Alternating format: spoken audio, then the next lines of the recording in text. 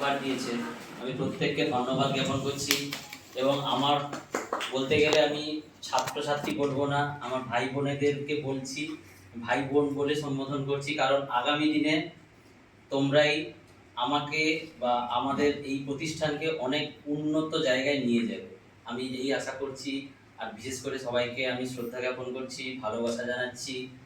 আর বিশেষ দু তিনটা কথা বলবো, আমাদের জীবনে এখন এই স্টেজটাকে আমরা ধরি যে শিক্ষার স্টেজ, কারণ আমরা প্রতিনিয়ত শিখছি। কবে থেকে শিখছি?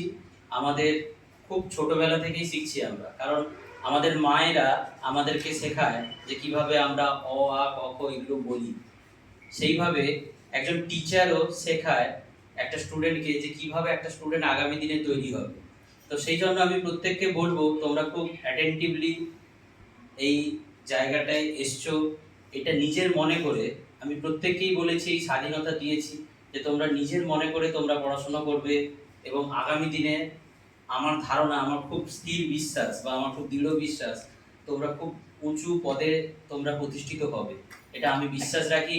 এবং সেই শপথটা আজকের দিনে দাঁড়িয়ে, এই শিক্ষক দিবসের দিনে দাঁড়িয়ে সবাইকে এই সংকল্প নিতে হবে। কারণ আমরা প্রত্যেকেই কোনো না কোনোভাবে আমাদের টিচার বলো বা আমাদের বাবা মা বলো, প্রত্যেকেই সান্নিধ্যে আসতে পেরেছি। আমরা খুব লাকি যে আমরা আমাদের বাবা মাকেও পাশে পেয়েছি আমাদের জীবনে। কারণ আমি ব্যক্তিগতভাবে মনে করি, আমার বাবা মা যদি না থাকতো আমি আজকে এই স্থানে দাঁড়াতে পারতাম না, বা আজকে হয়তো আমিও প্রতিষ্ঠিত হতে পারতাম না।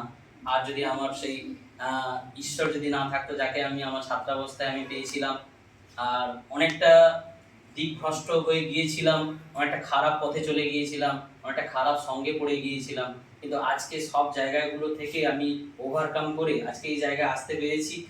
যতটুকুনি পারি, যেভাবেই পারি, আমি চেষ্টা করি প্রত্যেককে যাতে কেউ বঞ্চিত না হয়। কারণ আমি যখন ছাত্র ছিলাম, ছাত্রাবস্থায় টিচারের কাছ থেকে হয়তো আমার অনেকটা নেওয়ার ছিল, কিন্তু টিচারের কাছ থেকে অতটা 100% আমি পাইনি। আমি নিজে থেকে ভাবতাম, বা আমি এই প্রসেসগুলোকে আমি যখন ছাত্রাবস্থায় ছিলাম, তখনই আমি ভেবে নিয়েছিলাম যা আমাকে যদি পড়তে হয় তো আমাকে এইভাবেই পড়তে হবে।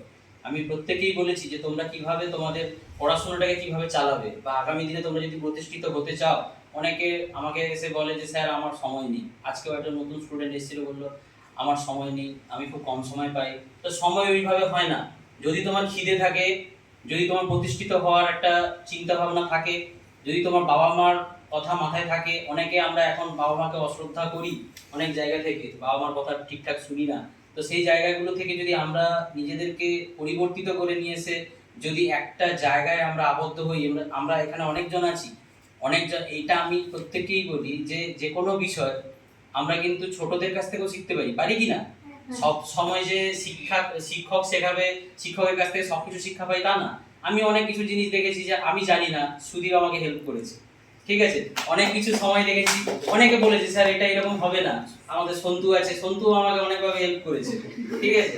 তো এরকম হেল্পটা সবার কাছ থেকেই আমরা নিই। এবং সব থেকে বড় কথা, এটা যেন আমরা কখনোই না ভাবি যে আমরা যদি কারো কাছ থেকে জানি যে ও কিভাবে পড়াশোনা করেছে, বা ও কিভাবে একটা সাবজেক্টটাকে কমপ্লিট করেছে, বা চাকরির স্থলে আজকে সায়নী একটা ভালো জায়গায় পৌঁছেছে, বা আগামী দিনে অনেক সিনিয়র স্টুডেন্ট এখানে বসে আছে যাদেরকে আমরা এখন বুঝতে পারছি না আগামী দিনে ভালো জায়গায় গিয়ে পৌঁছবে। তো তাদের কাছ থেকে আমরা জিজ্ঞেস করি না যে আমরা কিভাবে পড়াশোনাটাকে ওরা করেছে, কিভাবে বইটাকে কমপ্লিট করেছে। কারণ আমাদের টার্গেট একটাই থাকা উচিত, এখানে সবাই আমরা একটা লক্ষ্যে কিন্তু আমরা এসেছি। সেটা হচ্ছে কি? সেটা হচ্ছে একটা চাকরি, সরকারি চাকরি, একটা সম্মানের চাকরি। চাকরিটা শুধু টাকা ইনকামের জন্য নয়, তার চাকরিটা শুধুমাত্র লোক দেখানোর জন্য নয়, চাকরিটা হচ্ছে একটা সম্মানের। কারণ ইনকামের রাস্তা প্রচুর আছে, আমাদের সামনে অনেক ইনকামের রাস্তা আছে, অনেকেই পারবে আগামী দিনে, কিন্তু সম্মান সব জায়গায় থাকে না। তা সম্মানটা কিন্তু আমাদেরকে ছিনিয়ে নিতে হবে, সম্মানটা কেউ দিয়ে যাবে না। তা সেটা যেন আমরা আজকে শিক্ষক দিবসে আমরা যেন সংকল্প করি।